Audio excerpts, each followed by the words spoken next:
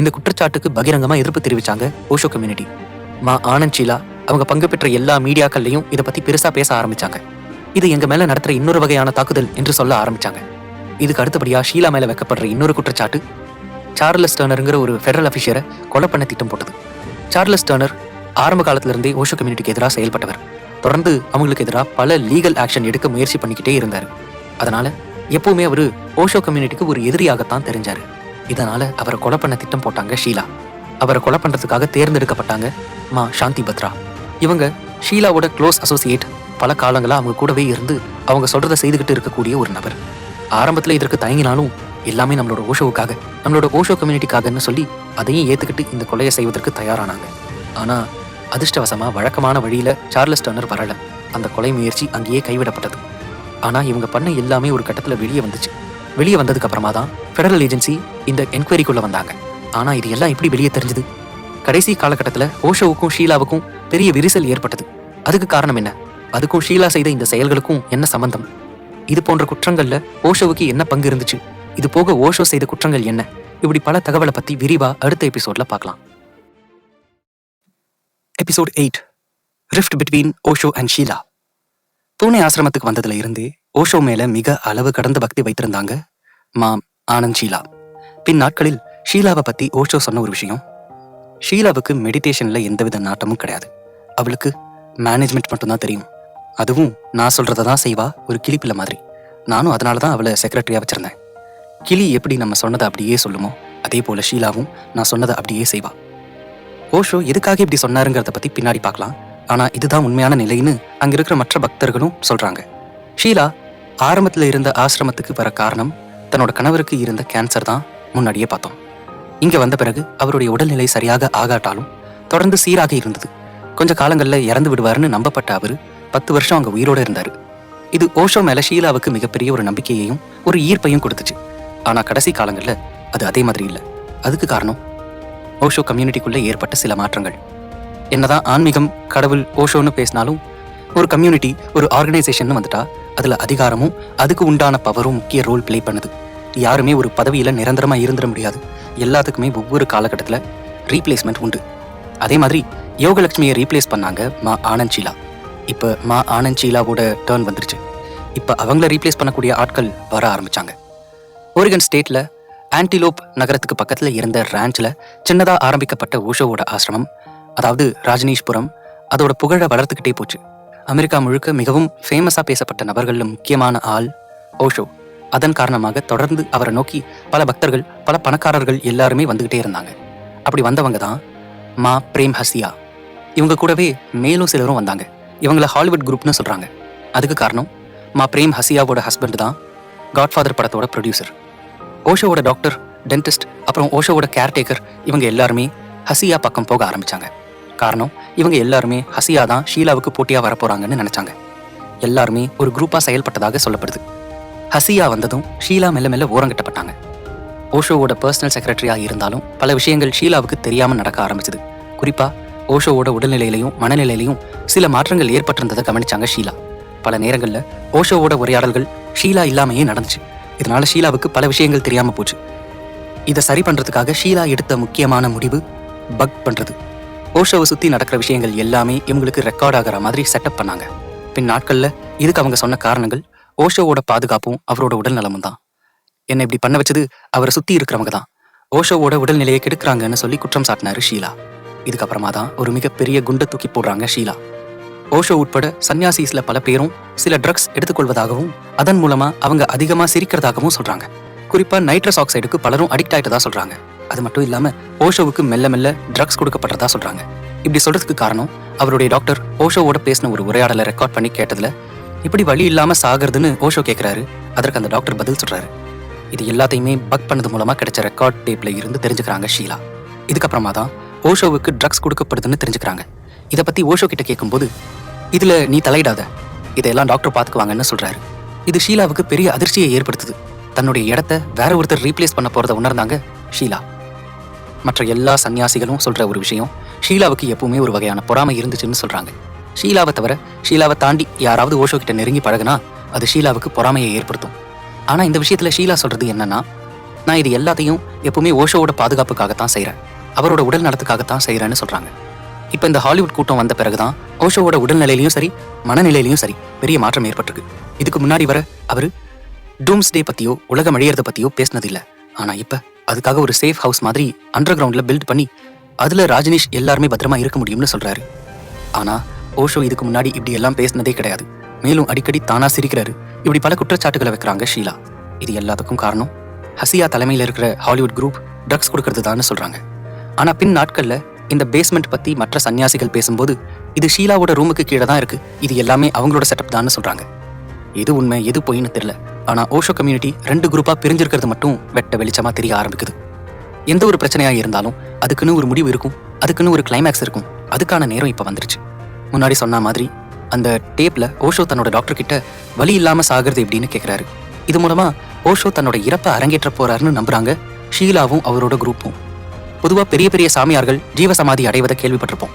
அதாவது அவங்களுக்கு மரணமே இல்லாம அமைதியா உட்கார்ந்து இருக்கும் போதே மரணம் நிகழும். அதுக்கப்புறம் அவங்கள சுத்தி சமாதி கட்டுவாங்க.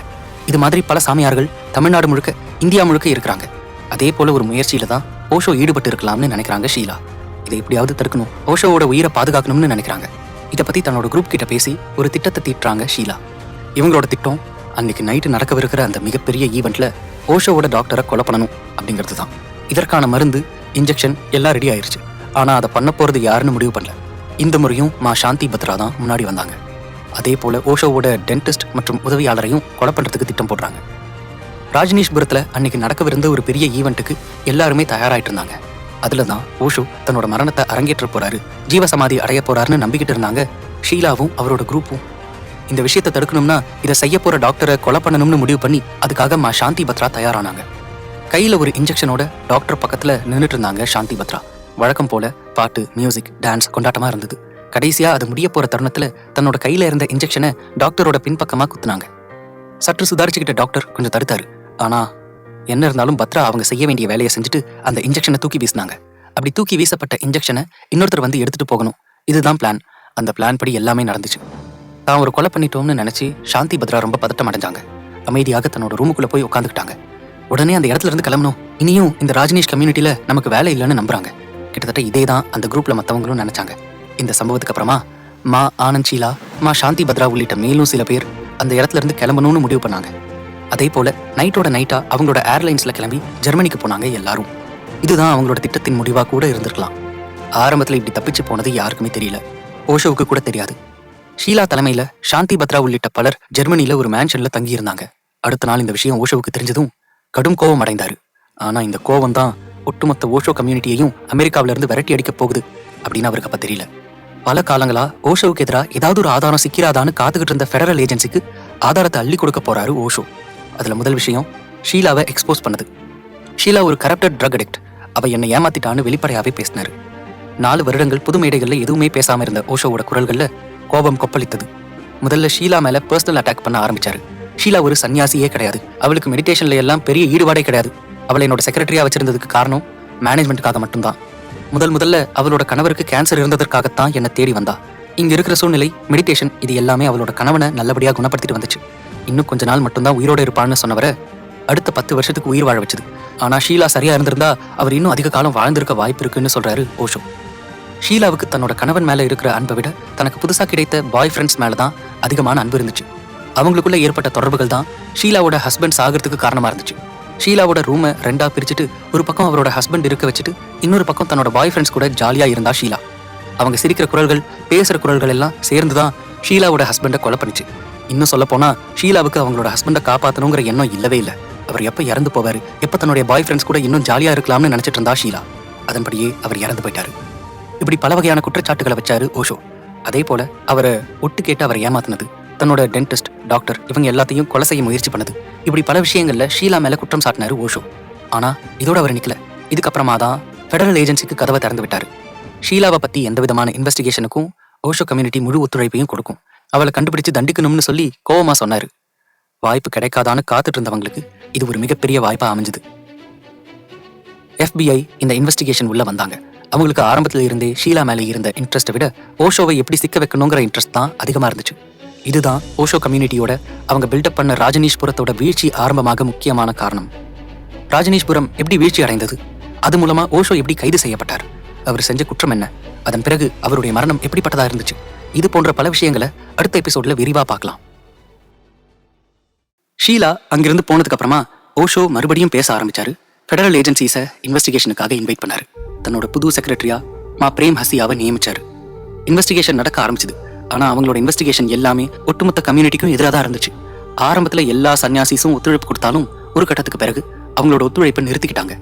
இதை பற்றி ஓஷோ சொல்லும்போது, நாங்க ஏற்கனவே போதுமான அளவு ஒத்துழைப்பு கொடுத்துட்டோம், இதுக்கு மேல எந்த விதமான ஒத்துழைப்பும் கிடைக்காதுன்னு சொல்லிட்டாரு. அதுக்கப்புறமா எலெக்ஷன் டைம்ல அவங்க செய்த மற்ற குற்றங்களுக்கான ஆதாரங்கள் எல்லாம் கிடைக்குது. அது கூடவே ஓஷோ செய்த ஒரு குற்றத்துக்கும் ஆதாரம் கிடைக்குது. ஓஷோ பக்கம் இருக்கிறது 2 குற்றம். ஒன்னு, அவரோட தனிப்பட்ட வீசாவை மிஸ்யூஸ் பண்ணது. இன்னொன்னு, தன்னோட பவர் யூஸ் பண்ணி தன்னோட ஃபாலோவர்ஸ் வீசாவையும் மிஸ்யூஸ் பண்ண வச்சுது. இது எப்படிங்கிறத முதல்ல தெரிஞ்சுக்கலாம். ஆரம்பத்திலேயே நம்ம பார்த்தோம், ஓஷோ அமெரிக்கா வந்தது ஒரு மெடிக்கல் விசிட்காகத்தான். ஆனா அதுக்கப்புறம் ஏற்பட்ட டெவலப்மெண்ட்ல இங்க அவருக்கு ஒரு கம்யூனிட்டி செட் ஆனதுக்கு அப்புறமா இங்கேயே தங்கிட்டாரு. இப்ப அவரோட வீசாவை புதுப்பிக்கிறதுக்காக ஒரு சில தவறான தகவல்களை கொடுத்திருக்கிறாரு. இது இமிகிரேஷன் வயலேஷன் சொல்லி அவர் மேல சார்ஜ் பண்றாங்க. அதுக்கப்புறம் அவர் ஒரு யோகா டீச்சர், அதற்கான வீசா வேணும்னு அப்ளை பண்ணும்போது அவர் பேசவே இல்லை. அவர் எப்படி யோகா சொல்லித்தர முடியும், அவர் எப்படி டீச்சரா இருக்க முடியும்னு சொல்லி அதை ரிஜெக்ட் பண்றாங்க. இதுல இருந்து தான் யூஎஸ் கவர்மெண்டோட கை ஓங்க ஆரம்பிக்குது. இதுக்கப்புறமா கிடைத்த இன்னொரு முக்கியமான ஆதாரம் மேலும் பலத்தை சேர்க்குது. அது என்னதுன்னா, மேரேஜ்ங்கிற பேர்ல ராஜனீஷ்புரத்துல நடந்த ஃப்ராட். இந்த ஷோவோட ஆரம்பத்திலேயே பார்த்திருப்போம். ஓஷோவோட முக்கியமான கொள்கை கல்யாணம் வேண்டாம், கல்யாணங்கிற சிஸ்டம் இருக்கக்கூடாதுங்கிறது தான். அப்படி இருக்கும்போது ராஜனீஷ்புரத்துல மட்டும் எப்படி கல்யாணம் நடக்குது, அதுக்கு ஓஷோ அனுமதி கொடுக்குறாரா? அப்படி கொடுத்தா அதுக்கான காரணம் என்ன? பூனேல இருந்து அமெரிக்காவுக்கு ஷிஃப்ட் ஆகும்போது ஒட்டுமொத்தமா ஆசிரமத்துல எல்லா சன்னியாசிஸும் அமெரிக்கா நோக்கி வந்தாங்க. ஆனா அதுல எல்லாருமே அமெரிக்கன் சிட்டிசன்ஸ் கிடையாது. அமெரிக்கன் சிட்டிசன்ஸ் இல்லாதவங்க ஒரு குறிப்பிட்ட காலம் வரைக்கும் அமெரிக்கால டைம் ஸ்பெண்ட் பண்ண முடியும். அதுக்கப்புறம் அவங்களுக்கு உண்டான வீசாவை தொடர்ந்து ரினியூ பண்ணிக்கிட்டே இருக்கணும். இந்த சிக்கலுக்காகத்தான் மேரேஜை ஒரு டூலா பயன்படுத்திக்கிட்டாங்க. அதாவது ராஜனீஷ்புரத்துல இருக்கிற அமெரிக்கா அல்லாதவங்க அமெரிக்கர்களை கல்யாணம் பண்ணிக்கிறது மூலமாக கிரீன் கார்டு பெற முடியும். அப்படி பெற்றுக்கிட்டு அங்கேயே நிரந்தரமா இருப்பதற்கான வழியை உருவாக்குனாங்க. இப்படித்தான் பல சன்னியாசி தங்களோட சன்னியாசத்தை விட்டு கொஞ்ச காலத்துக்கு அமெரிக்காவில் வேற எங்கேயாவது இடத்துல கப்பிள்ஸா வாழுறாங்க. அதுக்கப்புறம் அவங்க கிரீன் கார்டு வாங்கினதுக்கு அப்புறமா ராஜனீஷ்புரத்துக்கு வந்து மறுபடியும் தங்களோட சன்னியாசத்தை தொடர்றாங்க. இந்த உண்மைகள் எல்லாம் வெளிவர ஆரம்பிச்சது. அதுக்கு காரணமா இருந்தது ஓஷோ தான் அவர் மேல குற்றம் சாட்டப்பட்டது. ஆனா ஓஷோ தரப்புல என்ன சொல்றாங்கன்னா, இது எதுவுமே ஒரு ஸ்ட்ராங்கான கேஸே கிடையாது, இதை நம்ம ஈஸியா பிரேக் பண்ணிடலாம், இது அமெரிக்கா கவர்மெண்ட் ஓஷோ மேல பண்ற தாக்குதல் அப்படின்னு சொல்றாங்க. இப்ப அமெரிக்கன் கவர்மெண்ட்டுக்கு ஷீலா மேலேயும் ஒரு ஸ்ட்ராங்கான கேஸ் ஃபார்ம் பண்ண முடியுது. அதே போல ஓஷோ மேலேயும் ஒரு கேஸ் ஃபார்ம் பண்ண முடியுது. ஏஜென்சிஸோட பிளான் படி 2 பேரையும் ஒரே நேரத்தில் அரெஸ்ட் பண்ணணும். ஒருத்தரோட அரெஸ்ட் மற்ற இடங்களுக்கு லீக் ஆகி விடக்கூடாதுன்னு தீவிரமாக வேலை பார்க்குறாங்க. ஷீலாவோட குரூப் ஜெர்மனியில இருக்குதுன்னு அமெரிக்காவுக்கு தெரிய வருது. இதனால ஜெர்மனி கிட்ட எக்ஸ்ட்ராக்ஷனுக்காக பேச்சுவார்த்தை நடத்திக்கிட்டு இருக்காங்க. அதே நேரம் ஓஷோவை அரெஸ்ட் பண்ண போறதை ரொம்ப ரகசியமா வச்சிருக்காங்க. காரணம், ஓஷோ கம்யூனிட்டி கிட்டையும் ஒரு மிகப்பெரிய ஆர்மி பவர்ஃபுல்லான ஆயுதங்களோட இருக்காங்க. இருந்தாலும் அரசாங்கத்தோட மூவ்மெண்ட் ஓஷோ கம்யூனிட்டியில இருக்கிறவங்களுக்கு தெரிய வந்தது. ஆனா அமெரிக்கன் கவர்மெண்ட் இதை வெளிப்படையாக சொல்லல. கடைசியா ஓஷோவை அரெஸ்ட் பண்றதுக்கு எல்லாம் தயாரா இருக்குது. ராஜனீஷ்புரத்தை சுத்தி வளைக்க கிட்டத்தட்ட எல்லா திட்டங்களும் ரெடியா இருக்குது. ஆனா இந்த இடத்துல தான் ஒரு முக்கியமான ட்விஸ்ட் நடக்குது.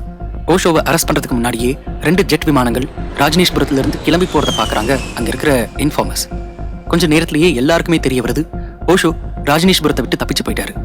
இதை கேட்டு அவரோட சன்னியாசிஸ் எல்லாருக்குமே பயங்கரமான அதிர்ச்சியா இருந்தது. யாருக்கும் என்ன பண்ணணும், எங்க போகணும், இனிமே இருக்கலாமா வேணாமா எதுவுமே தெரியல. ஓஷோவோட லீகல் டிபார்ட்மெண்ட் தொடர்ந்து போராடிக்கிட்டு இருக்காங்க. ஆனா ஓஷோவோட அரெஸ்ட்டை தடுக்கிறதுக்கு எவ்வளவு போராடியும் அவங்களால முடியல. தப்பிச்சு போன ஓஷோவோட ஜெட்டை ட்ராக் பண்ணி பார்க்கும்போது அவங்க அமெரிக்காவோட கிழக்கு பகுதியில் இருக்கிற சார்லட்டுங்கிற சிட்டியில இருந்து பர்முடாவுக்கு தப்பிச்சு போறதை தெரிஞ்சுக்கிட்டாங்க. இதுக்காக பர்முடா போகணும்னா அங்க போனா அமெரிக்காவால ஓஷோவை எக்ஸ்ட்ரடிட் பண்ண முடியாது. அவர் அங்க தப்பிச்சு போறதுக்குள்ள அவர் பிடிக்க ரொம்ப தீவிரமா வேலை செய்ய ஆரம்பிச்சாங்க ஏஜென்சிஸ். கடைசியா சார்லட் விமான நிலையத்துல அவரோட ஜெட் லேண்ட் ஆன உடனே ஓஷோவை அரெஸ்ட் பண்றாங்க. இன்னொரு ஜெட்ல இருந்து ஓஷோ பயன்படுத்துற பொருட்கள் மற்ற உபகரணங்கள் எல்லாமே எடுக்கப்படுது. இதே நேரத்துல ஜெர்மனியில இருந்த ஷீலா மற்றும் அவங்களோட குரூப் ஆஃப் சன்னியாசிஸை அரெஸ்ட் பண்றாங்க போலீஸ். அடுத்தடுத்த சில நாட்கள்லயே அவங்களும் அமெரிக்கா கொண்டு வரப்படுறாங்க. ஆனா இந்த இடத்துல தான் அமெரிக்கா தன்னோட ட்ரிக்ஸை கையாளுறாங்க. சார்லட்ல அரெஸ்ட் பண்ணப்பட்ட ஓஷோ அடுத்த 4 வாரங்களுக்கு அமெரிக்கா முழுக்க சுத்தி வர வைக்கப்பட்டு அலக்கழிக்கப்படுறாரு.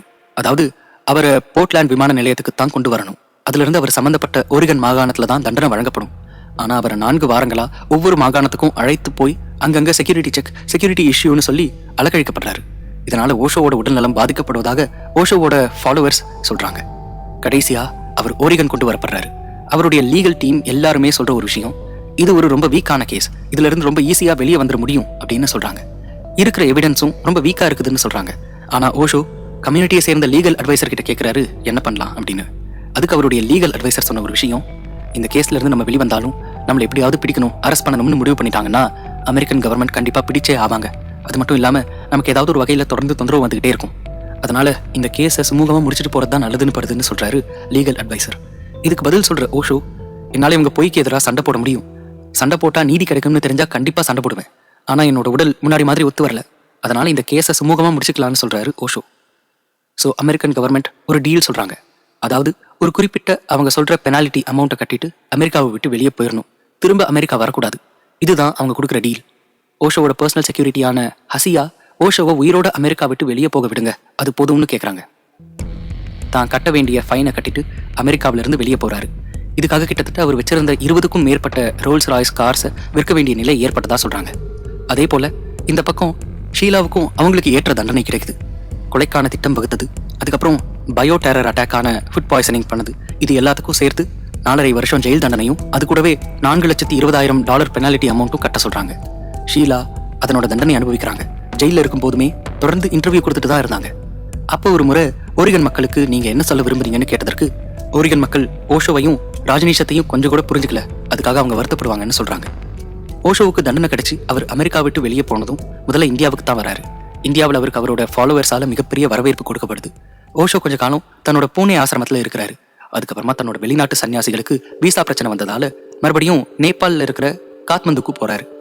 அதுக்கப்புறம் தன்னோட ஆசிரமத்துக்காக ஒரு புது ப்ராப்பர்ட்டியை தேட ஆரம்பிச்சாரு. மார்லன் பிராண்டோட இருந்து ஒரு தீவை விலைக்கு வாங்க முயற்சி பண்ணாரு. ஆனா அந்த தீவு சரியா செட் ஆகாது, அதில் அடிக்கடி சூறாவளி ஏற்படும் என்பதற்காக அந்த முயற்சியை கைவிட்டாரு. அதன் பிறகு பல்வேறு நாடுகளுக்கு போய் அங்க செட்டில் ஆக முயற்சி பண்ணாரு. எந்த நாடுமே அவர் ஏத்துக்கல. தன்னோட ஆரம்ப காலத்துல கேபிட்டலிசத்துக்கு ஆதரவு தெரிவித்த ஓஷோ இப்ப கம்யூனிசம் தான் சிறப்பான தத்துவம், அது ஒரு ஆன்மீக தத்துவம்னு சொல்லி பேச ஆரம்பிக்கிறாரு. ரஷ்யால தன்னோட புது எஸ்டாப்ளிஷ்மெண்ட்டை உருவாக்க முயற்சி பண்ணாரு. ஆனா அதுவும் வெற்றிகரமா நடைபெறல. பல நாடுகள் விசா நிராகரிப்புக்கு பிறகு எந்த இடத்துலயும் தனக்கு ஏத்த மாதிரியான ப்ராப்பர்ட்டியை வாங்க முடியல. மேலும் ஓஷோவோட உடல் நலம் இன்னும் வீக் ஆச்சு. இதனால மறுபடியும் பூனேக்கே வந்தாரு. 1989 முடிவுகள்ல பூனே ஆசிரமத்துல தான் தன்னோட சன்னியாசிகளோட இருந்தாரு. ஆனா அங்கேயும் பெரிய அளவுல தன்னோட பிரசங்கத்திலேயோ தன்னோட பேச்சுக்கள்லையோ ஈடுபடல. கடைசியா ஜனவரி 19, 1990 மரணம் அடைந்தார். அவருக்கு ஏற்கனவே பல உடல் சார்ந்த பிரச்சனைகள் இருந்தாலும் உடல்நல குறைபாடுகள் இருந்தாலும் இந்த மரணத்துக்கான காரணம் அமெரிக்கா ஜெயிலில் அவருக்கு கொடுக்கப்பட்ட விஷம் கலந்த ஊசிதான் அப்படின்னு சொல்றாங்க ஓஷோவோட பக்தர்கள். அமெரிக்காவில் இருக்கிறவரை பகவான் ராஜ்னீஷுங்கிற பெயர்ல இருந்தவர் கடைசியா பூனேல இருந்த போதுதான் தன்னுடைய பெயரை ஓஷோன்னு மாத்திக்கிறாரு. அதுக்கப்புறம் இன்னைக்கு வரை அவர் ஓஷோன்னு தான் அறியப்படுறாரு. ஒரு பக்கம் ஷீலா தன்னோட தண்டனை காலத்தை முடிச்சுட்டு மறுபடியும் ஸ்கிசோஃபெர்னியா போன்ற நோய்களால பாதிக்கப்பட்ட நோயாளிகளுக்கு தன்னால முடிஞ்ச உதவியை செய்தாங்க. தன்னைத்தானே பார்த்துக்கொள்ள முடியாத நோயாளிகளுக்கும் உதவி பண்ண ஆரம்பிச்சாங்க. ஓஷோ அமெரிக்காவை விட்டு வந்து இந்தியாவில தன்னோட பக்தர்கள் கூடவே சேர்ந்து இருந்து கடைசியா மரணம் அடைந்தார். ஷீலா, ஓஷோ இந்த 2 பேரை விட அதிகமான பெரிய தண்டனை அனுபவிச்சது ஓஷோவோட ஃபாலோவர்ஸ் தான், அவரோட பக்தர்கள் தான். பெரிய நம்பிக்கையோட வந்து ஏமாந்து போனாங்க. அது அவங்களுக்கு பல நாட்கள் ஆறாத காயமா இருக்கு. இது போன்ற பக்தர்களிடமிருந்து நம்ம கத்துக்க வேண்டிய ஒரு முக்கியமான பாடம் ஒன்று இருக்குது. அது என்ன பாடம்? நம்ம யார்கிட்ட இருந்து அந்த பாடத்தை கத்துக்க போறோம்? அதை பத்தி அடுத்த எபிசோட்ல பார்க்கலாம்.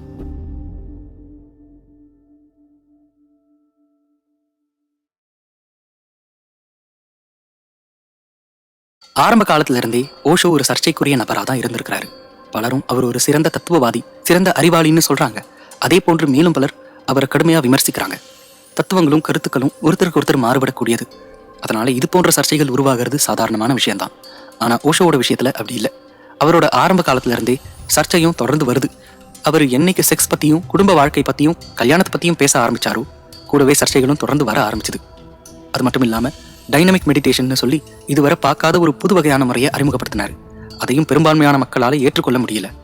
இருந்தாலும் இன்னைக்கு வர ஓஷோவோட லெகசி தொடர்ந்துகிட்டே வருது. இன்னைக்கும் பூனே ஆசிரமத்துல மெடிடேஷன் சென்டர் தொடர்ந்து இயங்கிக்கிட்டே வருது. உலகத்துல இருக்கிற பல நாடுகள்ல அவருக்கு இன்னைக்கும் ஃபாலோவர்ஸ் இருக்காங்க. குறிப்பா அவர் எழுதின புத்தகங்கள் கடந்த சில வருடங்களா அதிகமாவே வித்துக்கிட்டு இருக்கு. இப்படி சித்தாந்தங்களும் தத்துவங்களும் காலங்களை கடந்து இருக்கக்கூடியது. அது மட்டும் இல்லாம அது காலங்களுக்கு ஏற்ற மாதிரி மாறவும் செய்யும். 60களில் ஃப்ரீ செக்ஸ் பத்தி பேசும்போது அதை யாராலும் பெரிய அளவில் ஏத்துக்க முடியாது. ஆனா இன்னைக்கு பல மக்கள் அதை ஏத்துக்க தயாரா இருக்காங்க. அதனாலதான் இன்னைக்கு ஓஷோவோட புத்தகங்களும் தத்துவங்களும் பெரிய அளவுல மக்களை போய் சேர்ந்துகிட்டு இருக்கு. அதே நேரத்துல ஓஷோவோட கருத்துக்கள் எல்லா நேரமும் சரியா இருக்கும், அதுதான் சரியானது, அதுதான் சரியான வாழ்க்கை முறைன்னு சொல்லிட முடியாது. எந்த ஒரு தத்துவத்திலையும் சித்தாந்தத்திலையும் மாற்றங்கள் நடந்துகிட்டே இருக்கும். அந்த மாற்றங்கள் காலத்துக்கு ஏற்ப ஏற்றுக்கொள்ளப்படும். ஆன்மீகவாதிகளை, அரசியல்வாதிகளை நம்பி பின்னாடி சென்று அவங்க மேல அளவு கடந்த பற்று வைத்து ஏமாந்து போறதுல அதிகப்படியான மக்கள் சாதாரண பொதுமக்கள் தான். அப்படி போற எல்லாருமே ஏமாந்து போயிடுறாங்கன்னு சொல்ல முடியாது. ஆனா ஏமாற்றங்கள் என்னைக்குமே இருந்துகிட்டே தான் இருக்கு. என் தலைவன் இருக்கான், அவன் காப்பாத்துவான், என்னோட குரு இருக்காரு, அவர் காப்பாத்துவாரு அப்படின்னு நம்பி அவங்க சொல்றதை கேட்டு பின்னாடி போய் வாழ்க்கையை தொலைச்சிருக்காங்க. அதுக்கு ஒரு உதாரணம் இந்த ஓஷோ சம்பந்தப்பட்ட கதையிலேயே இருக்கு. மா ஆனந்த் ஷீலா கூட இருந்த இன்னொரு க்ளோஸ் அசோசியேட் மா சாந்தி பத்ரா. அவங்க ஆஸ்திரேலியாவை சேர்ந்தவங்க. இவங்களோட உண்மையான பெயர் ஜேன் ஸ்ட்ராக். இவங்க இளம் வயதிலேயே தன்னுடைய பெற்றோர்கள் சொல்றதை கேட்காம தன்னுடைய குடும்பத்தோட, அதாவது தன்னுடைய கணவர் மற்றும் குழந்தைகளோட பூனே ஆசிரமத்துக்கு வந்தாங்க. அதுக்கப்புறமா அமெரிக்கால ஓரிகன்ல இருந்த ராஜ்னீஷ்புரத்துக்கும் வந்தாங்க. ஷீலாவோட திட்டத்தை ஒரு ஆயுதமா இருந்து செயல்படுத்தினது இவங்க தான். ஓஷோவோட டாக்டரை கொலை பண்ண முயற்சி பண்ணது, டிஸ்ட்ரிக்ட் அட்டர்னி சார்லஸ் டர்னரை கொலை பண்ண முயற்சி பண்ணது, இப்படி பல குற்றச் செயல்களில் ஈடுபட்டாங்க. ஆனா இது எல்லாமே அவங்களோட சுயநலத்துக்காக பண்ணது இல்ல. அவங்களோட சுயநலம் எங்க இருக்குதுன்னா, தன்னோட குடும்பத்தோட வந்து ஓஷோ கிட்ட செட்டில் ஆனதுதான் அவங்களோட மிகப்பெரிய சுயநலம். தனக்கு பிடிச்சிருக்குங்கிறதுக்காக அவங்களோட குழந்தைகளையும் கூட்டிட்டு வந்தாங்க, தன்னோட கணவரையும் கூட்டிட்டு வந்தாங்க. ஆனா ஒரு கட்டத்துல ஒரு குற்றவாளியா மாறி அங்க இருந்து தப்பிச்சு போகும்போது அவங்க எல்லாத்தையும் விட்டுட்டு தான் ஜெர்மனிக்கு போனாங்க. இதனால அதிகமா பாதிக்கப்பட்டது அவங்களோட குழந்தைகள் தான். அவங்க இல்லாத அந்த நேரத்துல அவங்களோட குழந்தைகளுக்கு செக்ஸ் அபியூஸ் நடந்ததா சொல்றாங்க. இது எல்லாத்துக்கு பிறகும் அவங்களும் தான் நினைச்ச மாதிரியான ஒரு வாழ்க்கையை வாழ முடியாம ஏமாந்து போய் ஒரு கொலை குற்றவாளியா நின்னாங்க. ஓஷோ, ஷீலா ரெண்டு பேரையும் கம்பேர் பண்ணும்போது சாந்தி பத்ராக்கு தான் அதிகமான தண்டனை கிடைச்சது. ஆனா இவங்க செய்த செயல்கள் எதுவுமே தனக்காக செய்யல. அவங்களோட நம்பிக்கையை பயன்படுத்திக்கிட்டு அப்படி ஒரு செயல்ல ஈடுபடுத்தப்பட்டாங்க. கிட்டத்தட்ட ஆயுள் தண்டனை கிடைக்க வேண்டிய நேரத்துல இவங்க உண்மையிலேயே தன்னுடைய குற்றத்தை உணர்ந்துட்டாங்கன்னு சொல்லி அந்த ஜட்ஜ் அவங்களுக்கு குறைந்தபட்ச தண்டனையா ஓவராலா 10 வருஷம் அனுபவிக்கிற மாதிரி தண்டனை கொடுத்தாங்க. கடைசி காலத்துல தன்னோட மகனை மரணப்படுக்கையில தான் இவங்களால பார்க்க முடிஞ்சது. ஒரு கட்டத்துல எல்லாத்தையும் உணர்ந்து சுத்தமா சன்னியாசத்தை விட்டு வெளியே வந்தாங்க ஜேன் ஸ்ட்ராக். அவரை அவங்களோட பெற்றோர்கள் முழு மனதுடன் ஏத்துக்கிட்டாங்க. ஆனா எல்லா நேரமும் இப்படி நடந்துடாது. பல நேரங்கள்ல எதுவும் தெரியாத அப்பாவிகள் தான் இது போன்ற ஆன்மீகத்துல நடக்கிற பிரச்சனைகள்லையும் அரசியல்ல நடக்கிற பிரச்சனைகள்லையும் பலியாகிறாங்க. ஆன்மீகமும் சரி, அரசியலும் சரி, அதை எப்போதுமே பொதுப்படுத்த முடியாது. இது ரெண்டும் எப்பவுமே தனி மனிதர்கள் சார்ந்தது. ஓஷோ சொல்ற நல்ல கருத்துக்களை எடுத்துக்கிட்டு அதை நம்ம வாழ்க்கையில பயன்படுத்திக்கலாம். குறிப்பா வாழ்க்கைக்கான சுதந்திரம். எந்த ஒரு உயிருக்கும் அடிப்படையான விஷயம் சுதந்திரம். அது நம்ம செய்யற வேலையா இருந்தாலும் சரி, நம்ம இருக்கிற குடும்பமா இருந்தாலும் சரி, எல்லாத்துலயுமே நமக்குன்னு ஒரு தனிப்பட்ட சுதந்திரம் வேணும். அதே நேரம் நமக்கு கிடைத்த சுதந்திரத்தை சரியா பயன்படுத்திக்கணும். ஓஷோ மட்டும் இல்ல, வேற எந்த ஒரு குருவா இருந்தாலும் அவர் பின்னாடி போனா மட்டும் நமக்குள்ள ஆன்மீகம் உருவாயிராது. ஆன்மீகம்ங்கிறது ஒரு உணர்ச்சி. அதை நமக்குள்ள நாம தான் உணர்ந்து பார்க்கணும். அதுக்குன்னு எந்த ஒரு வழிமுறையும் யாரும் சொல்லித்தர முடியாது. இந்த இடத்துல இந்த டயலாக் கொஞ்சம் irrelevant மாதிரி தெரியும். ஆனா இது எல்லா சித்தாந்தங்களுக்கும் பொருந்தும். அன்பே சிவம் படத்துல தீவிர கம்யூனிஸ்டா வரும் கமல்ஹாசன் ஒரு டயலாக் சொல்லுவாரு, ஆணி அடிச்சதும் சுத்தியில ஓரமா வச்சிடணும், அதே போலத்தான் கதிர் அறுத்ததும் அருவால ஓரமா வச்சிடணும். இதுக்கு என்ன அர்த்தம்னா, கம்யூனிசத்தை நம்மளோட வாழ்க்கை பயன்பாட்டுக்கு ஏற்ற ஒரு நல்ல டூலா பயன்படுத்திக்கணும். அது ஒரு கருவி மட்டும்தான் சொல்ல வர்றாரு. அதே போலத்தான் ஆன்மீக குருக்களும் அவங்க சொல்ற கருத்துக்களும் நமக்கு பயனுள்ள ஒரு கருவியா பயன்படுத்திக்கிட்டு நம்மளோட ஆன்மீக பயணத்தை தொடரணும். எந்த ஒரு விஷயத்திலையும் கண்மூடித்தனமா நம்பி ஏமாறக்கூடாது. அந்த ஏமாற்றத்தை நீங்க ஏத்துக்கலாம். ஆனா அது உங்களை சுத்தி இருக்கிற மற்ற உறவுகளை பாதிக்கும் போது உங்களோட ஆன்மீகத்தால எந்தவித பயனும் யாருக்கும் உருவாக போறதில்ல. இதோட இந்த ஷோ நிறைவு பெறுது. உங்க எல்லாருக்கும் இந்த ஷோ பிடிச்சிருக்கும்னு நம்புறேன். மறக்காம உங்க கருத்துக்களை கமெண்ட் செக்ஷன்ல பதிவிடுங்க. நன்றி, வணக்கம்.